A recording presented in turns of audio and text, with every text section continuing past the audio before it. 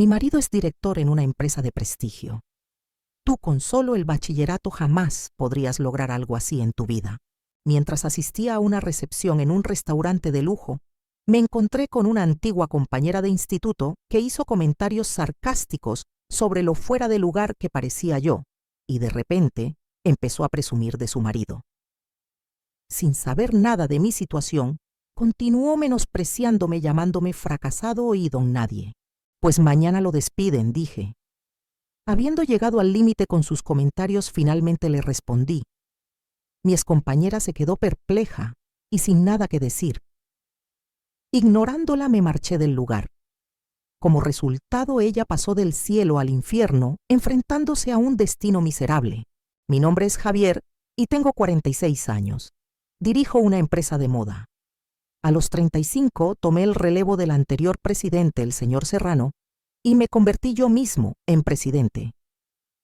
Gracias a una recomendación, conseguí trabajo en esta empresa justo después de terminar el bachillerato y mi esfuerzo fue reconocido por el señor Serrano. A día de hoy trabajo codo con mis empleados para contribuir al éxito de la compañía. En mi vida personal a los 25 años, el señor Serrano me propuso una cita formal y me casé con Sofía, una mujer 3 años menor que yo, que también trabajaba en la misma empresa. Poco después de casarnos, fuimos bendecidos con una hija que ahora es estudiante universitaria. Cuando Sofía se quedó embarazada, dejó su trabajo para dedicarse a las tareas del hogar y la crianza. Pero cuando me convertí en presidente, regresó a trabajar como mi secretaria. Con el apoyo de Sofía seguí esforzándome en mi rol como presidente. A pesar de los días ajetreados pero gratificantes, un cierto incidente me llevó a enfrentar un desafío importante. Crecí en un hogar monoparental criado por mi madre. Logré estudiar el bachillerato, pero la universidad estaba fuera de mi alcance, lo que me llevó a optar por trabajar. En mi segundo año de bachillerato, mi madre tuvo que ser hospitalizada, lo que me obligó a repartir periódicos de madrugada y a compaginar turnos por la noche en una cafetería y una taberna para cubrir nuestros gastos. A pesar de todos mis esfuerzos, apenas llegábamos a fin de mes, incapaz de reunir el dinero para el viaje de fin de curso, lo que finalmente me obligó a renunciar a él. Al oír esto, mi compañera Elena empezó a burlarse de mí de inmediato. Ni siquiera puedes pagar el viaje de fin de curso típico de alguien de una familia monoparental. No puedes juntar ni unos míseros euros. Tu madre sí que ha tocado fondo. Las palabras de Elena hicieron que sus amigas se unieran a la burla. Estaba furioso por los insultos hacia mi madre, pero sabía que discutir sería inútil. Lo soporté todo en silencio. Elena, que era muy guapa e hija del presidente de alguna empresa, era el centro de atención de nuestra clase. Como resultado, con la mayoría de la clase siguiendo su ejemplo, todos se burlaban de mí. Sin embargo, aún así, tenía una persona a la que podía llamar un verdadero amigo. Ese era Adrián. Adrián se me acercaba cuando estaba solo en clase y quizás sabiendo mi situación familiar me preguntaba, ¿cómo está tu madre?, mostrando preocupación incluso por ella. Nos hicimos grandes amigos en nuestro segundo año de bachillerato y todavía salimos juntos de adultos. Incluso conseguí mi trabajo actual gracias a la recomendación de Adrián. Cualquier amigo de Adrián es más que bienvenido aquí. No sería una exageración decir que le debo mi situación actual a Adrián. De verdad no tengo palabras para agradecerle lo suficiente. Un día, mientras pensaba en invitar a Adrián a tomar algo, Sofía entró en mi despacho desde la secretaría contigua con su teléfono en la mano. «Perdona, ¿puedo salir antes hoy?». Preocupado por si se sentía mal, le pregunté qué pasaba y me dijo, «No soy yo, es Isabel». Lo estaba pasando mal otra vez, demasiado asustada para moverse. Sofía parecía ansiosa. Le dije que fuera de inmediato y la despedí. Después de que Sofía se fuera, no pude quitarme una sensación de inquietud. Desde hacía una semana lidiaba con una preocupación. Se trataba de un acosador que molestaba a mi hija Isabel. Hace aproximadamente un mes, mientras cenábamos, llegó a casa de su trabajo a tiempo parcial, con el pelo revuelto y la cara surcada de lágrimas. Preocupado, Le pregunté a Isabel qué había pasado y susurró. Un cliente casi me obliga a subir a su coche, dijo Isabel en voz baja.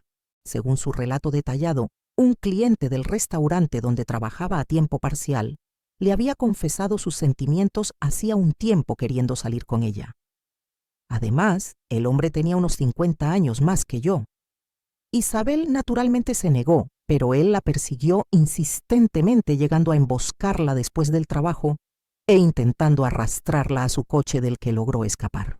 Al oír la historia de Isabel, mi mujer y yo nos quedamos horrorizados. Inmediatamente hicimos que dejara su trabajo y decidimos recogerla de la universidad si se hacía tarde, pero eso no puso fin a la situación.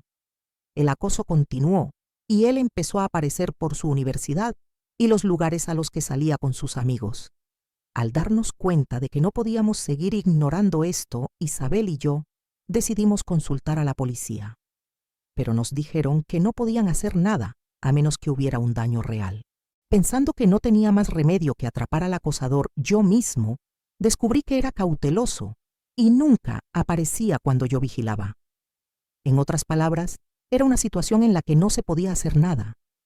Era una situación en la que no podía hacer otra cosa que recoger a Isabel cuando llamaba. Como padre me sentía completamente impotente. Un día, mientras reflexionaba sobre qué hacer, el acosador contactó a Isabel una vez más. Ella huyó apresuradamente, pero el miedo fue tan abrumador que se encerró en su habitación. «Tengo demasiado miedo», dijo. Al oír su voz angustiada, tanto Sofía como yo sentimos rabia por nuestra impotencia. Sabiendo que había que hacer algo por el bien de Isabel, decidí pedirle un favor a Adrián. Llamé a Adrián a una cafetería cerca de la oficina justo después del trabajo. «¿A qué viene tanta prisa?», dijo Adrián. «Ya sabes, yo también estoy bastante ocupado».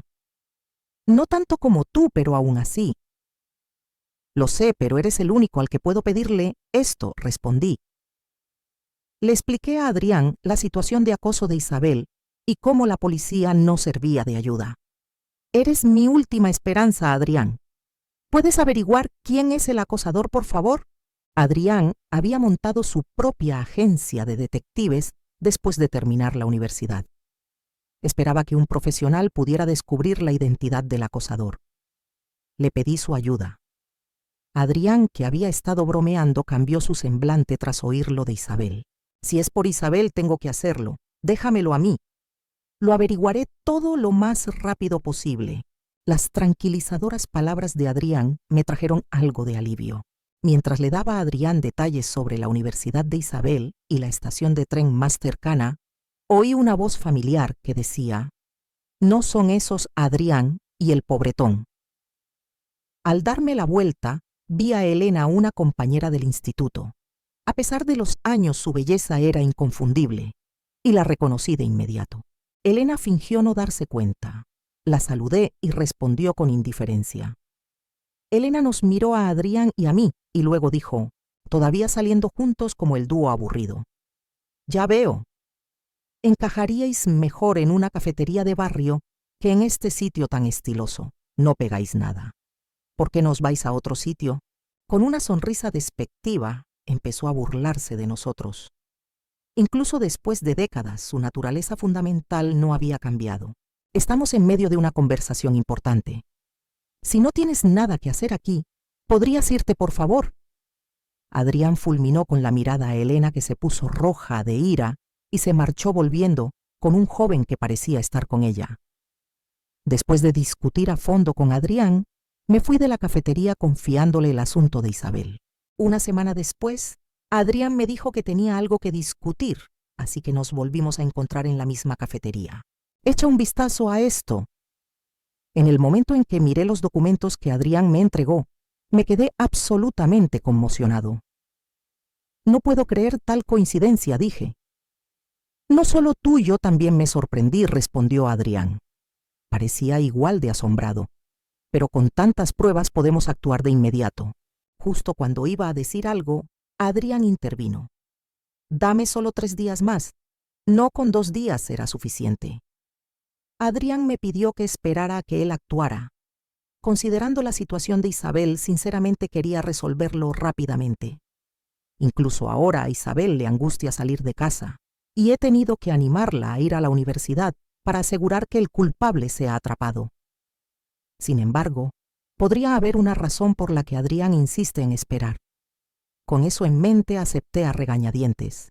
Al día siguiente de conocer la impactante verdad, fui a un restaurante de lujo para una cena de negocios. Mientras me dirigía al baño, oí una voz que decía: ¿por qué está un pobre como tú aquí aún más fuera de lugar que en la cafetería? Allí estaba Elena. Aunque molesto por encontrarme con una persona tan desagradable, le expliqué que estaba allí por trabajo solo para ser recibido con incredulidad. Por trabajo imposible. Un graduado de bachillerato del último escalón no podría tener un trabajo decente. Debes estar trabajando en alguna empresucha, ¿verdad? Sin saber nada de mi trabajo, se burló de mí basándose en sus suposiciones. En realidad resulta que yo era el presidente de una empresa. Estaba tan furioso que le repliqué a Elena: ¿un graduado de bachillerato siendo presidente? Eso es imposible. Incluso si fuera verdad, solo sería una pequeña empresa. Eso no es una empresa de verdad. Aún así, Elena continuó ridiculizándome. Harta de su comportamiento molesto, de repente, empezó a presumir de su marido. Mi marido es director en una empresa muy conocida.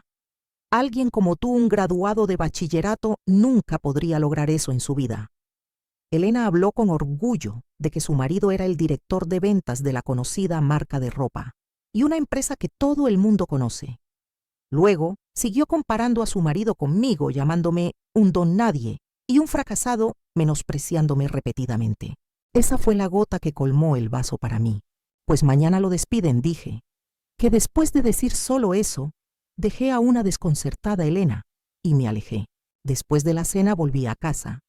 Llegué antes de las 21:00 y mis hijos ya se habían retirado a sus habitaciones, dejando solo a Sofía en el salón. Bienvenido. Debes estar cansado después de un día tan largo. ¿Cómo fue la cena? Sofía me saludó calurosamente y yo le pregunté por Isabel. El rostro de Sofía se nubló al instante. Parece que no hay esperanza. Hoy lloró diciendo que quiere dejar la universidad. Esa engreída. Pero todo terminará mañana, dije. Mis palabras desconcertaron a Sofía. Me dirigí a ella y le dije: en realidad, y procedí a discutir un cierto plan mío. No le había informado que había consultado a Adrián sobre la situación de Isabel. Me preguntaba por qué tú, que normalmente la apoyas tanto, animabas a Isabel a ir a la universidad. Así que esa era la razón. Ojalá me lo hubieras dicho. Te habría ayudado, dijo Sofía, que parecía entenderlo todo después de oír mi plan. Había mantenido los detalles en secreto incluso para mi esposa Sofía, queriendo mantener el asunto confidencial. Hay algo que necesito pedirte, Sofía. Cuando le hice una petición, Sofía aceptó de inmediato diciendo: déjamelo a mí. Tengo una amplia red de contactos. Lo arreglaré todo para el final del día. Con eso desapareció en el dormitorio con su teléfono. Luego me preparé para el día siguiente tomando un baño y descansando. Al día siguiente estaba ocupado con trabajo urgente en la sala de secretaría. Había una razón para trabajar allí. Mientras avanzaba el despacho del presidente, se volvió un poco ruidoso. El presidente Javier debería volver pronto, así que si pudiera esperar un poco más. Oí la voz de Sofía seguida por la de un hombre. Sin problema. Me sorprendió cuando me llamó ayer para decirme que el presidente Javier tenía algo que discutir con nosotros. El día anterior le había pedido a Sofía que invitara a Hugo, el director de ventas, y a su esposa. Pensando que Sofía, mi secretaria, tenía una amplia red de contactos, le pedí ayuda y logró contactarlos rápidamente, organizando su visita para hoy. Cuando Sofía salió a preparar café, Hugo y su esposa, solos en el despacho del presidente, fueron escuchados. Escuchando a escondidas, pude oír a Hugo y a su esposa discutir felizmente la posibilidad de un ascenso. Si nos llaman como pareja, ¿podría ser un puesto como director ejecutivo? Si te conviertes en director ejecutivo, podemos esperar una buena jubilación. Hugo parecía estar disfrutando del momento sin saber lo que estaba a punto de suceder. Casi me río de su actitud despreocupada, pero me compuse y abrí la puerta del despacho del presidente. Presidente Javier, gracias por llamarnos. Hola. Elena, que se levantó siguiendo a Hugo, se quedó helada en el momento en que vio mi cara. Nunca imaginó que el compañero de clase al que había ridiculizado con tanto desdén por ser solo un graduado de bachillerato era ahora el presidente de la empresa de su marido. Viendo cómo su boca se abría y cerraba en estado de shock, la saludé. Encantado de verte de nuevo desde ayer. Sin conocer nuestra historia, Hugo le preguntó a Elena si me conocía. Bueno, somos conocidos más o menos, balbuceó Elena tratando de responder a la pregunta de Hugo. Fuimos al mismo instituto, respondí por ella, y el rostro de Hugo se iluminó. Pero mis recuerdos con ella son todos desagradables, añadí. Mi comentario sarcástico congeló la habitación hasta que Sofía regresó con café, convirtiéndola en un tenso silencio. El otro día, después de ser ridiculizado por su esposa, declaré que despediría a su marido, por eso los invité aquí hoy, dije. Hugo reaccionó rápidamente reprendiendo a Elena. ¿Dijiste eso? E insultar al presidente Javier de esa manera. ¿En qué estabas pensando? Pero nunca pensé que un graduado de bachillerato pudiera ser presidente, dijo Elena. Incluso mientras se excusaba, no mostraba signos de disculparse, incluso cuando Hugo le dijo, «Tú también tienes que disculparte. Mi esposa fue extremadamente grosera, y me disculpo por ello, pero ser despedido por esto parece un poco excesivo. ¿Podría pasarlo por alto solo por esta vez?» Desesperado por no perder su trabajo, Hugo se disculpó repetidamente. Sin embargo, Elena permaneció indiferente. Independientemente de las disculpas de Hugo, parece que su esposa no tiene ningún remordimiento, le señalé a Hugo, a lo que Elena replicó enfadada.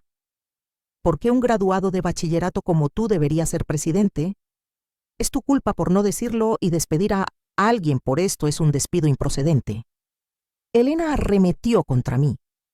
Hugo se apresuró a taparle la boca a Elena, pero ya era demasiado tarde.